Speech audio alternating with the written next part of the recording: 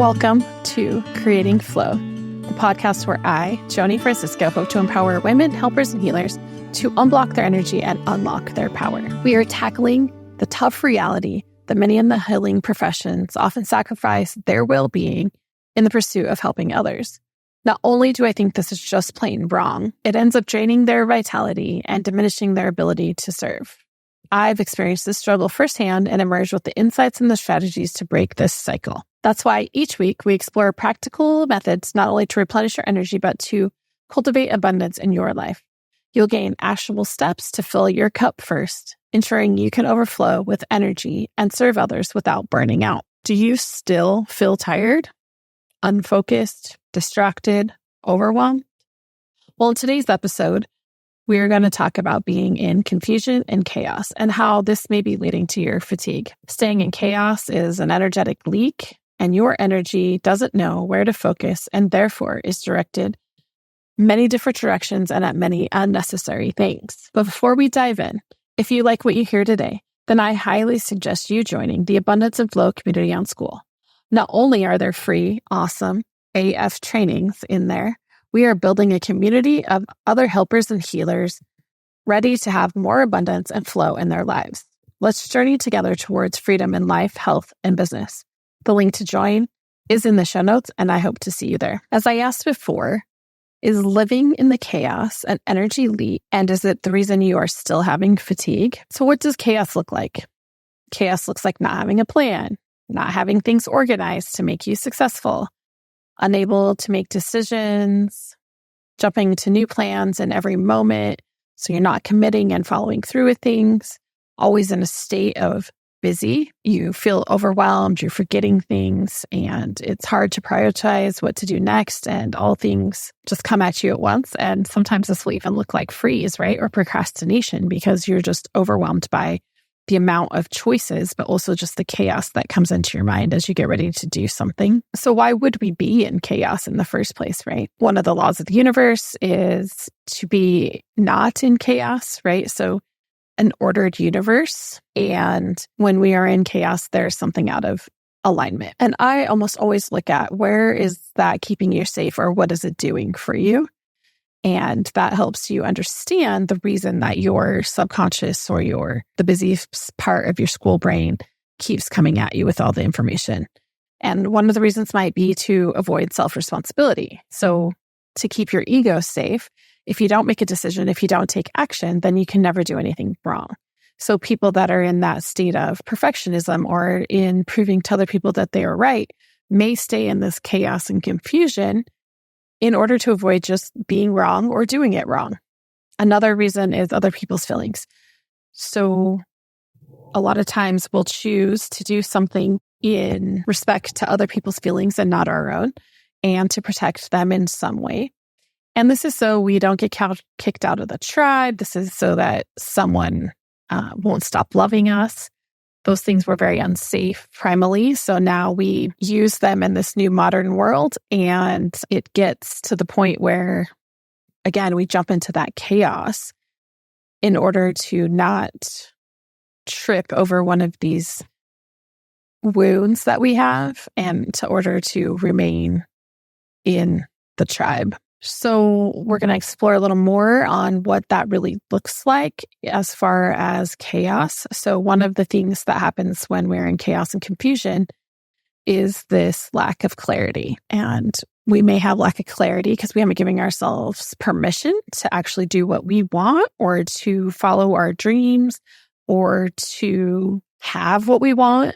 We also haven't given ourselves permission to take the 100% responsibility for our choices and actions, and knowing that we may fail sometimes, but that's okay, right? And this lack of clarity oftentimes comes up excuses also. We don't have enough time. We don't have enough money. We have to run after the kids. Things like this will mess up with our clarity in achieving our goals and being in alignment, all to protect us again and keep us safe for the reasons mentioned before. So if we're not allowing ourselves to have a clear vision of what we want and holding that as sacred or divine information, it will fragment our attention. And when our energy or our thoughts are diverted to many different things, we scatter our energy, right? So we fragment our attention, we fragment our energy, and that is really draining. It makes us feel tired. But it also is super confusing to the universe. And it makes it hard for the universe or source to ultimately support you. And some examples of this I see in clients and other business professionals is, something like, do you want more clients or will this make you tired? So you may have a belief under there that working hard will make you tired, and working hard means lots of clients. And so you may have conflicting wants there, maybe not be clear because you want more clients, but it'll make you tired. So then the universe doesn't know what to do because you don't want to also be tired, right? And I see this when we're trying to make changes in our personal life or in our health per se. And you'll want one thing, but not enough to distract you from other pleasures in your life. And so that's where not making a commitment or not making it sacred or something that you can't bend on leaves you in this indecision and chaos. So the next thing is a lie. So a lot of times when we're in chaos or confusion, we're in a lie. And this lie could be a straight up lie. You could be lying to yourself about something. You could be lying to your friends or your family about something. And it may or may not be conscious, right? It could be a subconscious lie, or it could be a conscious lie that you're doing to protect somebody or to make yourself look better. Still a lie, right? And another way that a lie presents in that honesty fashion is that you're not connected or allowing yourself to feel how you feel, have what you want, commit to what you want. And another piece of this lie could be integrity, right? You've said you were going to do something and you didn't do it. So you have leaks in this integrity, and that creates a lie because you said you would do something, you didn't do it. You said you would pay your bill on Tuesday and it's Thursday and you have forgotten or you don't have the money. And instead of facing it, you just keep that integrity leak. You said you'd drop off a package in the mail and, again, it's a few days later and you said you already did it, but then you haven't done it. And now the post office is closed for the week, right? Or the weekend. You said you would start walking 20 minutes a day. Again, this week you're going to start. And now it's Friday and you haven't done it. So this is an integrity leak. Another thing that happens in this chaos that can be considered a lie is conflicting beliefs. We call this double bind or loyalty pacts, in which you have maybe created a new belief, but you are still running on the program of an old belief. And so that's where the you aren't good enough, other people's needs, wants come up before yours. If you're busy, you're more worthy. A lot of this stuff comes from when we're 6 to 9 years old and we've put on these lenses and we're looking to prove ourselves right as we move through life. And as we adopt new beliefs and change, sometimes it's hard to take off those lenses to look because we have forgotten that it's okay to evolve and change. And it feels very unsafe to our subconscious. And we have to practice making that new belief safe for ourselves as we go forward. Another piece of this I find under beliefs is really that other people's feelings, safety is our responsibility, right? And I especially find this in helpers and healers, where we take on this extra responsibility of fixing or healing, which we are responsible to other people, we're responsible to our clients. However, this is bringing them the information and the ways in which to heal or proceed or grow and up level in whichever way we're working with people. And if you take this responsibility as yours and they give it up to you, right? Or they no longer hold the power in that situation, then you're not allowing them to move through whatever they need to move through. So if they need to heal something, which take that with, the need to heal is kind of a harsh statement, but if there's something they can process and change and you're holding that for them, then they're not going to be able to move through it. If they're looking to you to solve all their problems without taking 100% responsibility for their actions, then they're not going to move through it. And if you hold on to their stuff and that, you're taking responsibility for their feelings and their actions and their desires, you're just going to be tired because you can't do anything with it either. So And I'll talk a little bit more about how to change this a little bit later. Another part of this lie in the chaos is unresolved or stuffed emotions. And when we, again, don't allow ourselves to feel the way we truly feel, then we get emotions and experiences stuck in our bodies and in our spirit energy system. And then another part of the lie is that you are disconnected. You are always connected. You're connected to yourself. You're connected to the universe. You're connected to other people. You're connected to source. And when we have a filter that comes up that says that we are disconnected, that is another lie. You'll hear me talk about universal law many times. The law of one is that we are all connected. We are separate, but we are connected. And also with this, we cannot be disconnected. It is only a filter that is creating that illusion inside of us. And then we have the accompanying feelings of that we are alone or we don't belong or that we are unsupported. So another energy drain in this chaos confusion is indecisiveness. And you see this a lot as not responding to emails or texts or voice messages or not making deadlines or discernible choices. So when I say not making deadlines, I mean not even putting them there in the first place, right? Because you haven't decided that that's the date you're going to finish. You haven't decided that that's actually what you're even going to do and work on. And this is the same for making a choice with your values and your mission. Decide what it is that you believe in, decide in what it is that you want. And then another piece of this puzzle of chaos that is creating this leak is, again, not non-commitment. And this looks like always switching it up, chronic researching, always looking for more information, waiting till you have more time, following the next shiny object or the next magic wand to solve whatever issues you're having. And as we move forward, we're going to discuss what does that look like to come out of chaos and confusion. And I've developed this 4C approach that I help my clients through when they're stuck in chaos or confusion. And these are clarity, clear the lies, making a choice, and committing. And the first one is clarity. So we're going to get clear, or you're going to get clear on your desires, your value, your mission, your goals, your vision, your plan. In this, you're going to get quiet, right? We're going to turn off all of the information coming to you by getting quiet. And many people can get quiet in meditation.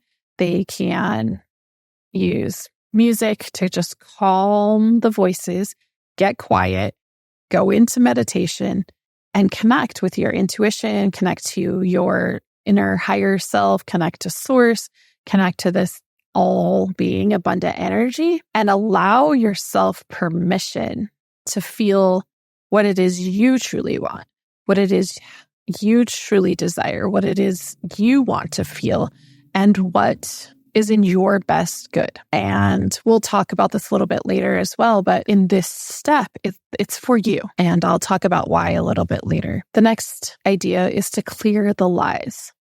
So you want to be honest with yourself, honest with others. We will look at subconscious belief reprogramming. We'll look at restoring your integrity. One of my mentors has a system that helps to keep this integrity in check. And they do this on a weekly basis, and you can do it more often. And especially if you have some integrity pieces that you need to clean up because of things you said you would do in the past and haven't done, and whether you decide to walk away from that or to, send out apologies or to just move forward, you're going to make a decision to let go of the guilt and shame that you have for being out of integrity, right? And some of that can be done by using an integrity restorer. So you've probably heard of rewards and punishments. And so instead of doing that, we'll use rewards and this integrity restoring piece. And when you fall out of alignment with your integrity, again, let's just say you said you would start walking this week and you didn't. And so now it's Friday, you haven't walked any of the days, and what would restore your integrity? Well, in these pieces that restore our integrity, we want them to be things that contribute to our goals. So our goal with walking is to get more movement. Maybe it's to lose weight. Maybe it's to be able to do something in the future. Maybe it's just to move your body to be healthy. So what could be the restore? So maybe the restore is, or the reward is on Saturday, if you've walked every day, then you're going to go swimming and play around with your friends. And if you didn't do it, so before you go swimming with your friends on Friday, you're going to get up and walk for the amount of time you said you would walk during the week, but you're going to do it on Saturday before you go play. So you get your walking in, you restore your integrity, and then you get your reward, right? It's your variation, and you can play with it. Again, it's trusting yourself and what will bring you out of those pieces of shame or judgment or guilt in that you have been out of alignment with your integrity and your values. Another piece of the clearing the lies is to use emotional healing techniques, emotional processing. So letting those experiences move through us, letting those emotions move through us. Emotions really last 60 to 90 seconds. So if we can just give ourselves permission to let them move through us. So getting safe places, getting in quiet again, getting into a place where we feel safe to let those emotions be felt and move through us. Another piece in this lie I feel is very helpful is forgiveness practice, right? And I've recorded on this in the past. So if you want more information on this, go ahead and look up that episode. However, forgiveness allows us to, again, let go of the guilt and shame for actions that we took or actions that we are still having triggers by that happened from other people. And again, in forgiveness, I really think it's important that we realize that it's not invalidating how you felt in the moment or invalidating the experience you had, or even letting the other person off the hook, right? This forgiveness practice is for you and changing the way you feel so that you can show up differently in the way that you move forward in the world. In this clear the lies phase, this is often a time that's really helpful to have a guide, a healer, a coach, or, a trusted friend to really help you see what's being hidden from you. These lenses do a really good job of hiding stuff from us. So our subconscious is just keeping us safe and keeping us right as we move through. And so sometimes it's hard to see for ourselves. And right before I see breakthroughs in clients, a lot of times there'll be this additional confusion that comes into them. Like I'm speaking a foreign language to them when I'm not really. And so then I get really excited because I know like this is the piece, right? This is the way in. This is the way through to the healing. And the subconscious is kind of blocking them for a minute. So we ask different questions. We go back to those really important pieces of feeling safe, being in a safe place, remembering that we are supported.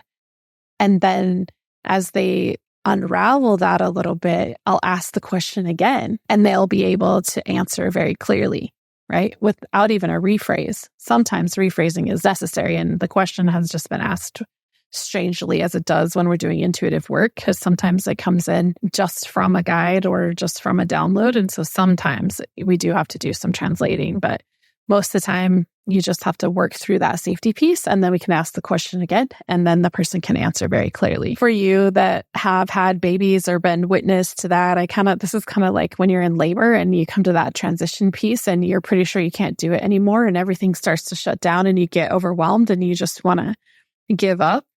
And then all of a sudden something kicks in and you're on the other side. So this happens when we're in session and we're doing healing energy sessions. And when the clients get a little confused, again, I can see that resistance building, and then we can go back to the safety and then we can move through it. So the next C is choice. I think this is really important as we dive into spirituality and faith and remembering how we are in this world, is that we are always supported. The universe is always acting in our highest good. And source always wants us to succeed. And here's the hard part sometimes for people is that it's also happening for others, right? So if you're putting the other person's needs ahead of yours, desires ahead of yours, you're saying you know what's best for them. But we don't know what's best for them.